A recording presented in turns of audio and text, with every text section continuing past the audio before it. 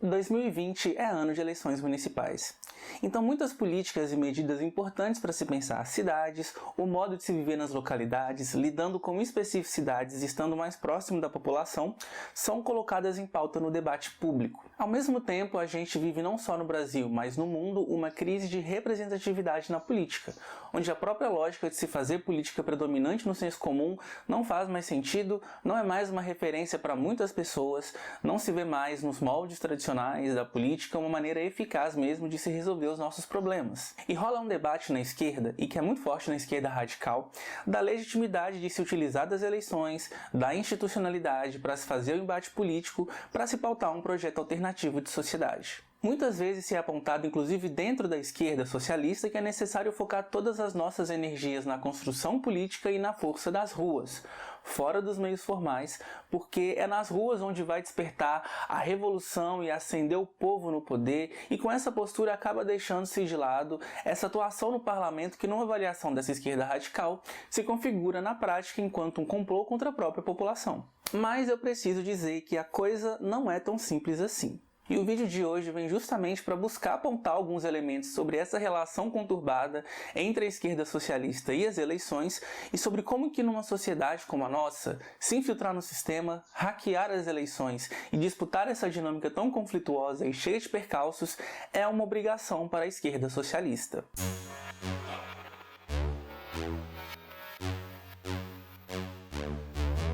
E antes de mais nada, é bom já deixar bem explicadinho logo de cara para não rolar confusão e também nenhuma desilusão com esse processo todo. Não se faz revolução via institucionalidade.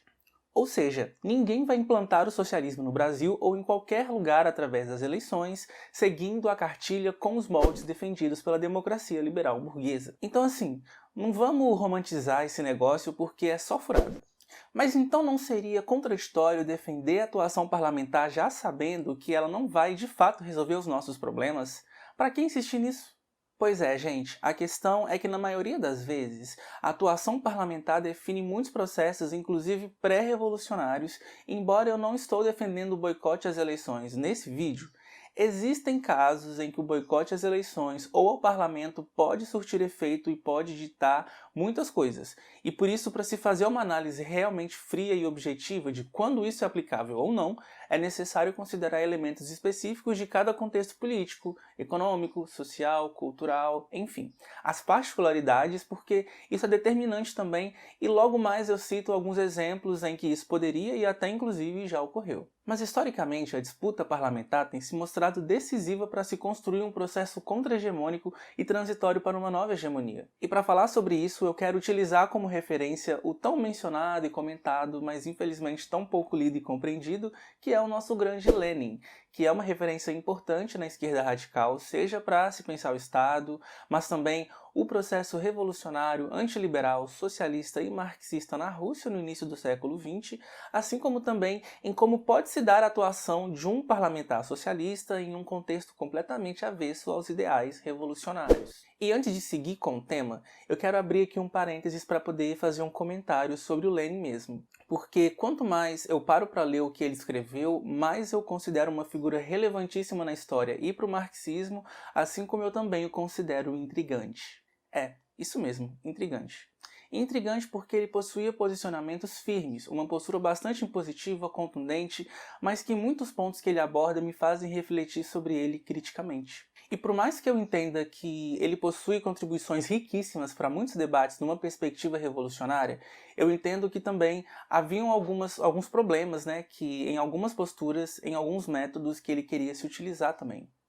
Eu não acho que há um problema em reivindicar sua importância e ainda assim, ao mesmo tempo, ser crítico a algumas questões que também são trazidas com ele. E o marxismo precisa ser constantemente alimentado pela crítica, não pelo dogma. A gente precisa enxergar os autores clássicos não como deuses e aderir a uma linha de seguir à risca tudo o que eles escreveram e produziram, mas para além de humanizá-los, Lê as suas obras criticamente, entendendo o contexto em que viveram, em que eles escreveram, atuaram sobre a realidade e de que, assim como qualquer outro ser humano que já passou por essa terra, eles também tinham as suas contribuições, as suas contradições, possuíram erros e acertos. E a partir daí a gente saber trabalhar com o que pode aproveitar das suas teorias, das suas experiências e amadurecer as nossas divergências no debate político e nas sínteses. E fechando esse parênteses, voltando aqui para o tema do vídeo de hoje. Foco. Para esse vídeo especificamente, eu vou usar como base principal dos meus argumentos um dos escritos do Lenin chamado O Esquerdismo, a Doença Infantil do Comunismo,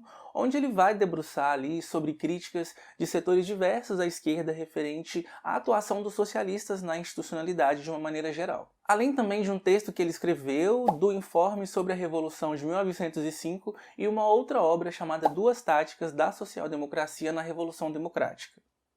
Além disso, para quem quiser acompanhar outras críticas e balanços que dialogam com alguns pontos desse vídeo, pode dar uma conferida no livro do Trotsky, A Teoria da Revolução Permanente. E o Lenin vai dizer algo que é fundamental para a atuação de um socialista revolucionário, que é você saber combinar aspectos de uma atuação socialista ou comunista dentro dos meios formais ou institucionais, nas eleições, nos parlamentos, nos sindicatos, como também a partir dos meios extraparlamentares, ou então que reverberam para fora da institucionalidade, que é você construir e fortalecer processos de emancipação coletiva que alimentam um ímpeto revolucionário nos trabalhadores, como as greves gerais, os levantes populares e, no caso específico da Rússia, os soviets, para citar um exemplo. O Lenin fala justamente da relevância de se manter atuando e disputando os interesses da classe trabalhadora nos ambientes mais reacionários, mesmo onde há muita influência da ideologia burguesa, porque a ideologia que vigora na nossa sociedade é a ideologia da classe dominante. E por mais que a classe de trabalhadores na sua diversidade, por exemplo, seja diretamente explorada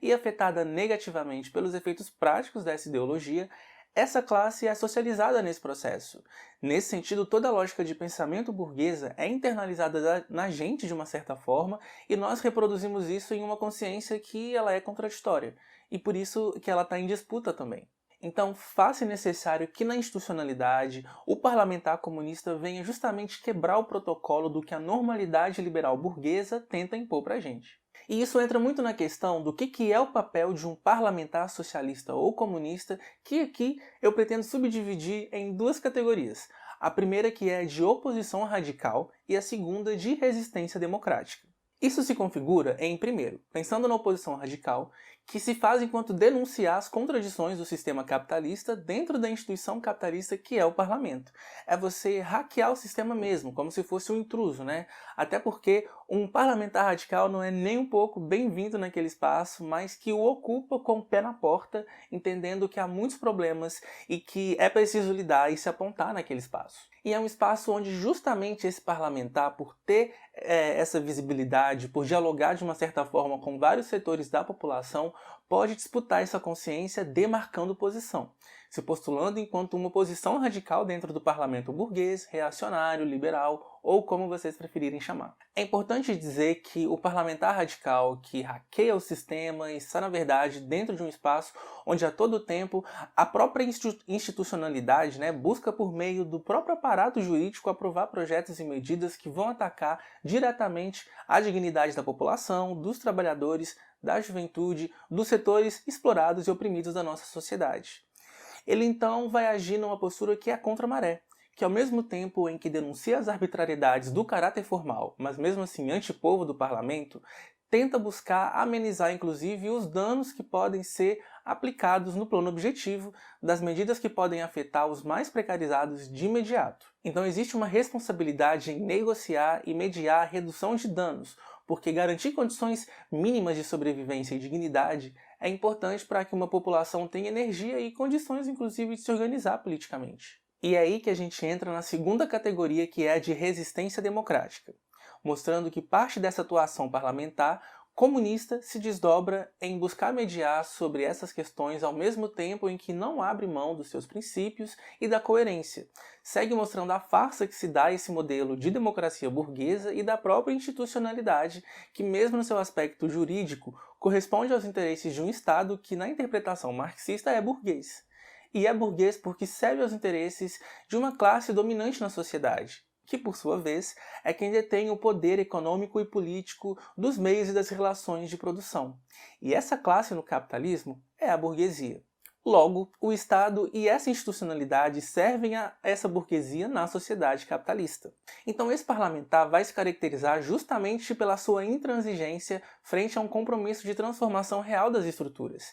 E tem um vídeo da Sabrina super massa que ela fala sobre postura radical numa perspectiva anticapitalista e marxista que eu vou deixar de indicação aqui na descrição e que contribui muito nessa discussão. E ainda pensando nessa atuação de resistência democrática, esse ou essa parlamentar pode, nesse processo de se infiltrar no sistema, viabilizar, pautar, colocar no debate público, ousar e vocalizar demandas e articulações que megafonizam as pautas dos movimentos populares, que lutam aí para sobreviver e que fazem resistência fora do parlamento nesse sistema injusto e desigual. Ele vai pautar essas demandas como a reforma agrária, como a agroecologia, como as liberdades democráticas estendidas para toda a população e não apenas para as camadas mais abastadas, por exemplo, vai defender e pautar uma reforma tributária profundamente progressiva, assim como melhorias pontuais de vida que, mesmo não resolvendo os problemas estruturais, podem atentar a necessidades imediatas da nossa vida e que precisam de respostas concretas para esses problemas, mesmo da democracia burguesa. Essa atuação também passa por fortalecer movimentos que se alinham à emancipação popular e processos de ampliar a intervenção do povo nos processos decisórios na política institucional também, como através de mandatos coletivos. E eu vou deixar aqui também a indicação do vídeo do Thiago do canal Bem Vivendo sobre os mandatos coletivos, numa perspectiva emancipadora que ambientaliza melhor essa experiência. Essa atuação de alimentar as resistências democráticas é fundamental para fortalecer movimentos sociais radicalizados com inserção nas camadas populares e que podem, a partir de processos mais amplos e de enraizamento, contribuir para um estado de conscientização onde o povo tem a compreensão de que numa situação de crise aguda, de recrudescimento do Estado liberal de direito, por exemplo, uma tática revolucionária antifascista e anticapitalista é o melhor caminho a ser traçado. Então, de fato, se dá a possibilidade de, através das ruas, dos movimentos sociais, de ocupação, a gente partir para uma insurreição que nos leve a condições materiais para uma nova realidade possível. Por isso, eu não consigo imaginar o boicote às eleições por uma esquerda socialista que, por questões de princípios ou de pureza ideológica, rejeita as eleições só porque há uma negação aos processos tradicionais de construção política na democracia liberal. É preciso minimamente que a nossa classe ela esteja politizada, organizada, consciente do seu papel enquanto sujeitos políticos e disposta a traçar um movimento revolucionário que vai mudar radicalmente os rumos da nossa história. É preciso medir a correlação de forças, para se pensar minimamente em um contexto onde seria inteligente e necessário aderir a um boicote ou rejeição parcial ou total da institucionalidade. E esse foi um processo que se passou inclusive com os bolcheviques, e eu vou contar um pouco sobre um boicote em específico só para vocês terem uma noção da complexidade desse negócio, porque os bolcheviques eram uma facção que reivindicava fortemente a atuação parlamentar, mas que numa conjuntura intensa no início do século XX, depois da Rússia sofrer duras derrotas em uma guerra contra o Japão e passando por um processo de repressão e massacre violento com a população russa por parte da aristocracia que dominava o país, que era o czarismo, que inclusive desencadeou em um ocorrido que ficou conhecido como Domingo Sangrento, onde milhares de pessoas que protestaram pacificamente por melhorias de vida e nas condições de trabalho foram assassinadas cruelmente pelo Império rumo ao Palácio do Czar. O ano de 1905 foi um período onde uma onda de revoltas populares e greves tomaram as ruas na Rússia, com bastante influência do Partido Operário Social Democrata Russo nesse processo. Havia uma articulação, na época, para aprovação de uma Duma, que seria uma espécie de Assembleia Constituinte convocada pelo próprio Império diante do aumento das mobilizações populares, que em tese daria mais liberdade e participação ao povo russo e um caráter constitucionalista para o regime. Porém, no entanto, todavia, essa Duma continha uma série de medidas que, além de manter os privilégios dos latifundiários, da aristocracia e da burguesia, seguia apartando o povo russo de participar diretamente da política, tinha uma medida de voto censitário que barrava boa parte da população de intervir nas decisões que afetariam as suas próprias vidas. Pode parecer um absurdo, mas era basicamente isso. Além de instituir um parlamento que não seria deliberativo, que ficaria a cargo de debater essencialmente alguns temas pontuais, mas sem a função de aprovar leis, ou seja, era um parlamento que não teria poder de voto ou de decisão. Os bolcheviques entendiam que essa era uma medida que apenas tentaria minar uma possível revolução naquele período, trazendo uma ideia de constituição inovadora que traria democracia para o país, mas que no fim das contas não ia causar nenhum impacto nas estruturas históricas, né? E foi aí que eles conclamaram o proletariado e o campesinato russos a boicotarem aquela Duma, visto que aquilo que o povo demandava era o sufrágio universal, era a liberdade de imprensa, de reunião e de associação. E o que os bolcheviques reivindicavam naquele momento era uma revolução democrática, que, embora dirigida pela social-democracia, tivesse como objetivo acabar com o regime monárquico e instaurar uma república provisória, que inclusive os próprios bolcheviques defendiam e queriam ser os dirigentes dessa república. Bom, esse boicote foi o suficiente para que a Duma não fosse aprovada com uma gigantesca rejeição popular e para que houvesse uma insurreição armada ainda em 1905, depois de levantes populares ainda maiores e uma greve que sacudiu a Rússia. E esse processo de boicotes em algumas convocações do czar surtiram em alguns erros e acertos na medida em que as coisas foram se desenrolando pós-1905. Mas que, como o próprio Trotsky já havia apontado, a Revolução de 1905, que muito provavelmente não teria ocorrido sem o boicote ao parlamento, foi decisiva para os passos a seguir que desencadearam na Revolução de Outubro de 1917. Mas nada disso, gente, teria ocorrido se a população não tivesse amplamente insatisfeita com aquela proposta, com o regime monárquico que estava passando por uma crise social aguda e repressiva com o próprio povo, e que ao mesmo tempo esses trabalhadores estivessem organizados, se mobilizando aos milhões através de greves e cada vez mais se politizando para um método mais radicalizado de ação política. E vamos tentar pensar num caso específico no Brasil, onde poderia se dizer, em um determinado período ali na ditadura militar, por exemplo, que por conta de haver ali dois partidos, uma oposição de centro consentida e permitida, numa visão institucionalista e meramente formalista, poderia se argumentar que havia de fato liberdade política naquele contexto, por exemplo. Por outro lado, aquele seria um caso onde um boicote ao parlamento poderia até contribuir para denunciar e escancarar a farsa que era uma oposição, que na verdade não travava embates concretos ao regime, né, e não colocava aquele modelo de política repressiva em ameaça, num contexto onde queria se construir uma ideia de restauração da democracia, de enfrentamento ao comunismo, mas que na verdade era tão autoritário até mesmo para os moldes de uma democracia liberal. Porque uma coisa é você denunciar e boicotar um processo que tenta se passar por democrático, mas que criminaliza e exclui deliberadamente os comunistas ou outros setores de participarem da disputa política, denunciando a perseguição e coerção do próprio Estado para com esses setores. O que é diferente de uma esquerda que queria boicotar as eleições de 2018, por exemplo, para denunciar a fraudulência de todo aquele processo porque o Lula estava preso.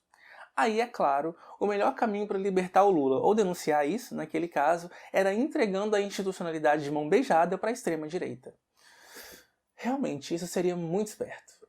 Diante de tudo isso, sempre que a gente vai adentrar nesse debate sobre o boicote, é muito importante avaliar cada caso no seu devido contexto, a correlação de forças, o pano de fundo por trás de medidas políticas e até onde isso surte efeito prático ou apenas pode contribuir para a criminalização e no apagamento da própria esquerda, além de enfraquecer ainda mais a nossa luta. E levando tudo isso em conta, vale muito a pena quando alguém se posiciona em não aderir às eleições na democracia burguesa porque, de uma certa forma, o parlamento faz parte de toda essa podridão que só ataca e fere a dignidade do povo?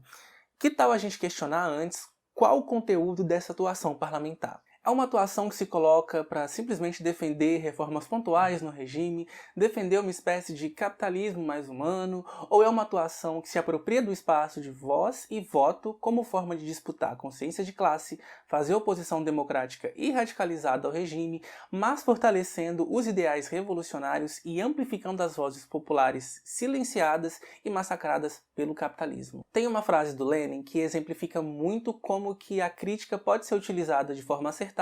e coerente frente ao processo de atuação na institucionalidade, que fala o seguinte: a crítica, a mais implacável, violenta e intransigente, deve dirigir-se não contra o parlamentarismo ou a ação parlamentar, mas sim contra os chefes que não sabem, ou mais ainda contra os que não querem, utilizar as eleições e a tribuna parlamentares de modo revolucionário comunista.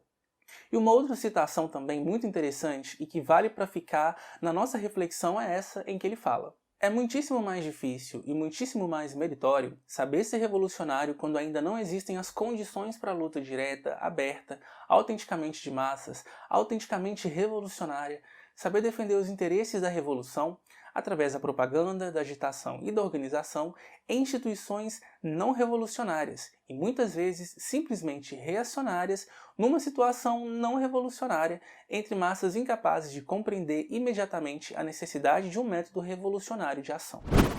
Mas então, tudo isso eu estou colocando em debate para poder ressaltar que no contexto que a gente se encontra, é crucial a intervenção da esquerda socialista nas eleições com uma perspectiva de atuação radicalizada. Quem se propõe a ocupar esse espaço precisa ter em mente a sua função enquanto um sujeito político revolucionário em, através do discurso, do voto e da tribuna, quebrar o protocolo da normalidade liberal burguesa. É trazer à tona que elementos que são colocados